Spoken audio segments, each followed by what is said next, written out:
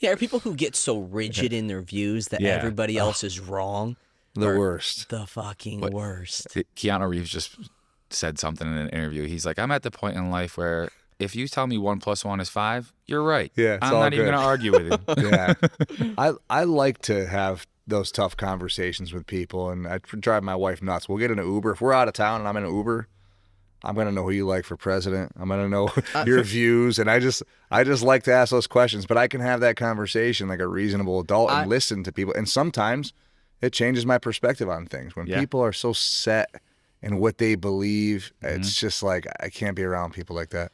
I had to have a tough conversation a couple weeks ago. I don't think I've said this. I haven't said this anywhere yet. Reporting live? Reporting live.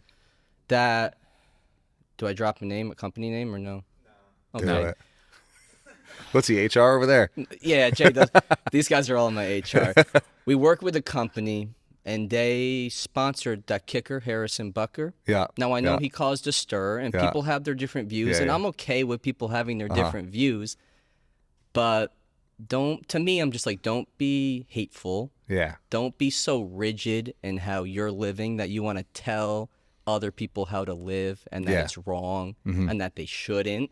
And it drove me crazy. And we had our daughter through IVF, and he brought IVF into it. Yeah. And I'm just like, this guy is just ignorant, is rigid in his thoughts, is not accepting of others. And I get it. You know, people who are more religious and have those views, that's okay. But I had to have a hard talk with this company that, hey, what is your stance on this? You know, I'm promoting you through my business. And if you're going to, you know, promote him, I don't agree with all these things, and that's okay. But I just, you know, I can't have it tied into my business and my personally with the IVF. And it just became a tough conversation. I feel like younger Mike would have had a really hard time having this talk with somebody, disagreeing on views, listening. So it was tough, but it's just a tough talk that we had to have. What an idiot that guy is. Yeah, and I mean it's also not different.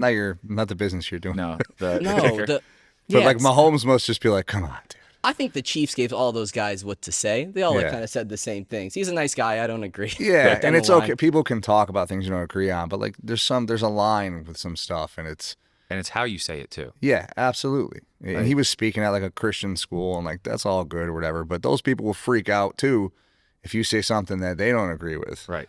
They're gonna, you know. It's like the same group of people that is like, don't you tell me how to live. Don't you tell me what to do. Mm-hmm.